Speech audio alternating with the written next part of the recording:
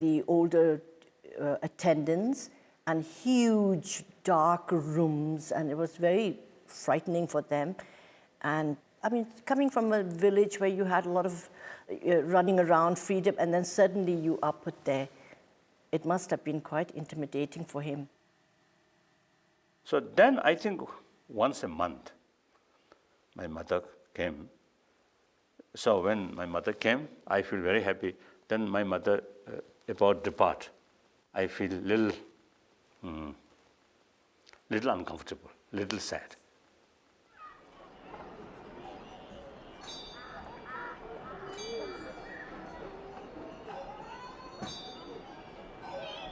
Tibetan Buddhism differs from other types because it has its roots in the traditions of the earlier Bon religion. Therefore, there's a belief in gods and celestial beings, but also there are various traditions that involve all Tibetan society in the practice of Buddhism. Now, Tibetans believe that their prayers can be given added power by being conducted by means of a prayer wheel. Here's a prayer wheel. Walking round the wheel means that my prayers have the power, all the written prayers inside this wheel. Incredible. Also, there are flags and beads which have a similar thing, prayers through repetition. And the mantras are used to really gain merit and to help one on one's path to enlightenment.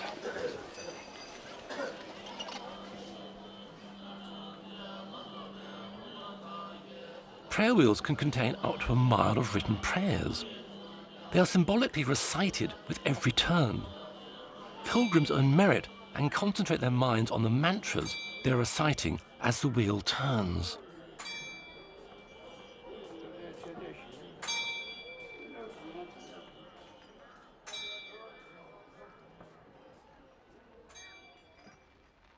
The circular 5-mile walk which surrounded Lhasa was known as the Lingkhor. On the festival days, pilgrims would start walking early in the morning. Artemisia, scrub rhododendron, and juniper twigs were burnt, and the air would be filled with incense. A new Lingkhor has been created at McLeod Ganj. It surrounds the Dalai Lama's own residence up there. This replaces the sacred path lost at Lhasa. Pilgrims now walk it. This is a particularly busy day. It's a festival day.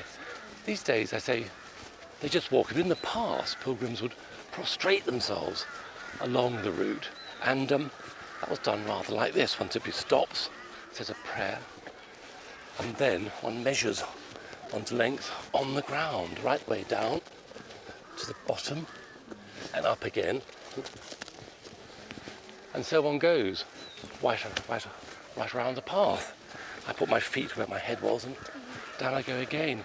Difficult process, but it was to show respect and compassion for all thinking beings, to remove negative forces and to gain merit, to help one on one's path to enlightenment.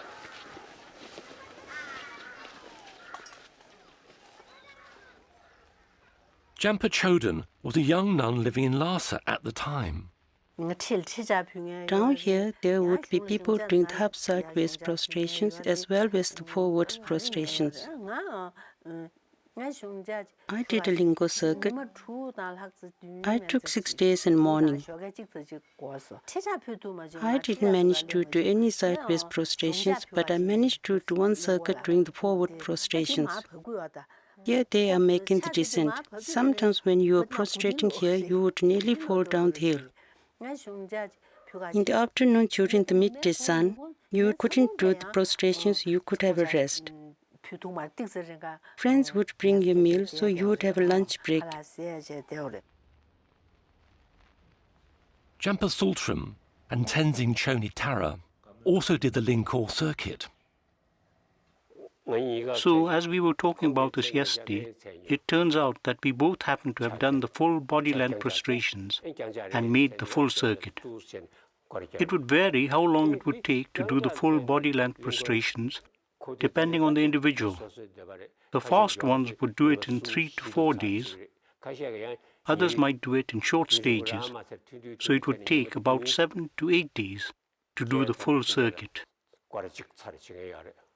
Wherever you ended the day, you'd leave a mark, and then you'd resume from there the next day. He said yesterday he did it in 4 days. The reason for doing the prostrations is to accumulate merit and to cleanse yourself of your negativities. It's an entirely spiritual activity.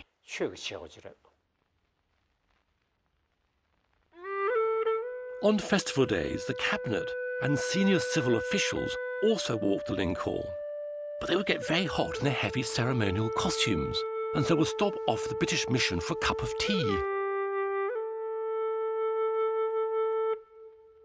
Historically, the British and Chinese were officially represented in Tibet.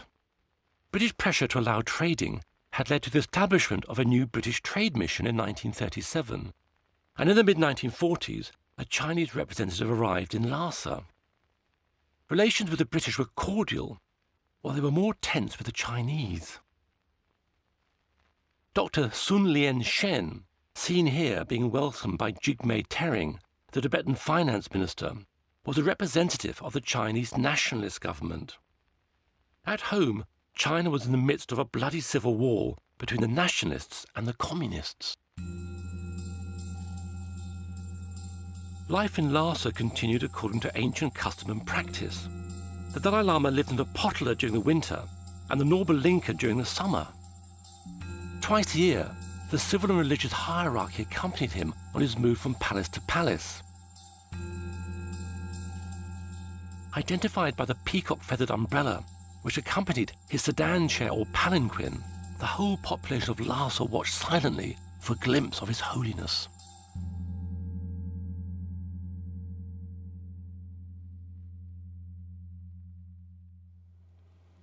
Oh, that young monk, I think out of curiosity, looking. In any case, from my childhood, from that age, I always smile with people, with public. So people also, you see, love my smile. So whenever I look like that, the people express some kind of, expression of overjoys. I think around 10 years old, around 10, when I look this, I feel the people consider, or the reincarnation of High Lama, but actually that young boy, I think only play how to play. So there is big contrast.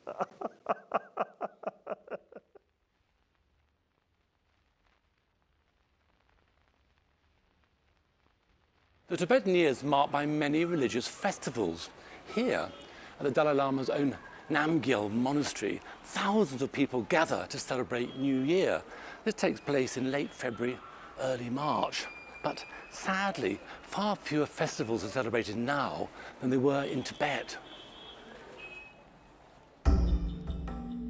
The King's New Year festival celebrates the Dalai Lama's position as the ruler of both church and state. The high officials wear robes whose design dates back to the 7th century, along with ancient ornaments of amber and coral, which had been traded along the Silk Route and had originally come from the Mediterranean. The turquoise charm boxes around their necks and the golden bar encased in turquoise, which reaches their waist, is so heavy it must be carried. The ordinary people of Lhasa gather at the foot of the Potala to watch the sky dancing, a spectacle which a man scales a rope up to a tall wooden mast, stands precariously on a small platform, and then spins himself around. The performer is traditionally a man from one of the small villages in the region of Sang. It's done in retribution for their resistance to the rule of the 5th Dalai Lama. There's a saying in Sang, mothers don't die from illnesses, but from worry that their sons might be taken for the sky dance.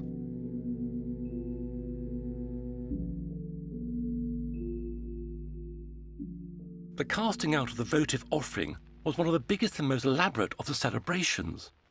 This ceremonial military maneuver was known as the coiling snake. With civil officials acting as marshals, 500 infantry in chain mail move in a zigzag formation